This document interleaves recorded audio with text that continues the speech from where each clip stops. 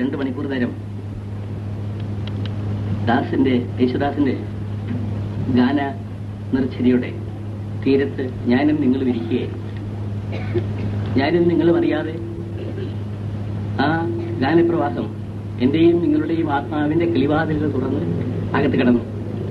എന്റെയും നിങ്ങളുടെയും മൃദുലമതലങ്ങളായ ഭാവതന്തുക്കളെ സംഗീത സാന്ദ്രമാക്കുകയായിരുന്നു എന്ന് പറയാൻ ഞാൻ വിശേഷിച്ച് പറയുന്നില്ല.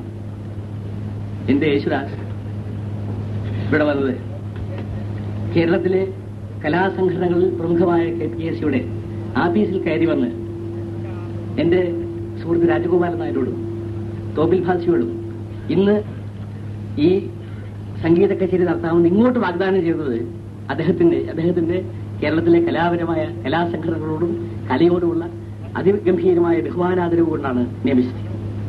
ഞാൻ ശ്രീ യേശുദാസിനെ KPSCയുടെ സ്വാഗത സംഘം ചെയർമാൻ എന്ന നിലയ്ക്ക് നിങ്ങളുടെ പേരിലും KPSCയുടെ പേരിലും കൃതജ്ഞത അർപ്പിക്കാൻ ആഗ്രഹിക്കുന്നു. യേശുദാസിന്റെ സംഗീത രചനയെപ്പറ്റി അദ്ദേഹത്തിന്റെ ഗാനകലാ പ്രാഭവത്തെപ്പറ്റി ഞാനൊന്നും പറയുന്നില്ല.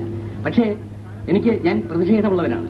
ഗുരുവായൂർ അമ്പലത്തിൽ ചെമ്പൈ വൈദ്യനാഥരുടെ വലങ്കയും പിടിച്ച് കയറി ചെന്ന് ആ ഗുരുവായൂർ അമ്പലത്തിൽ പാട്ടുപാടാൻ ഒരു അവസരം കൊടുക്കാൻ ആഗ്രഹിച്ച കേരളത്തിലെ സംഗീതത്തിന്റെ ആചാര്യനായിരുന്ന ചെമ്പൈ വൈദ്യനാഥർ അന്തരിച്ചുപോയി. ഇന്ന് ഹിന്ദുക്കൾ എന്ന് പറയുന്ന ആളുകൾ ശ്രീ യേശുദാസിനെ ഗുരുവായൂർ അമ്പലത്തിൽ കടത്തുന്നില്ല. ഗുരുവായൂർ അമ്പലത്തിൽ ചെന്ന് ഗുരുവായൂർ അമ്പലം നടയിൽ ഒരു ദിവസം ഞാൻ പോകും, ഇതിൽ പാട്ടെഴുതി ഞാൻ യേശുദാസിനെ കൊണ്ട് പാടിച്ചതാണ്. അദ്ദേഹത്തിന് അവിടെ കയറ്റുന്നതിന് വേണ്ടിയുള്ള സാഹസികമായ സമരം ഞാൻ ആരംഭിക്കാൻ പോവുകയാണ്. ഗുരുവായൂർ അമ്പലത്തിൽ നടക്കൽ ഞാനും KPSCയുടെ പ്രതിനിധികളും സത്യാഗ്രഹം അനുഷ്ഠിക്കാൻ പോവുകയാണ്.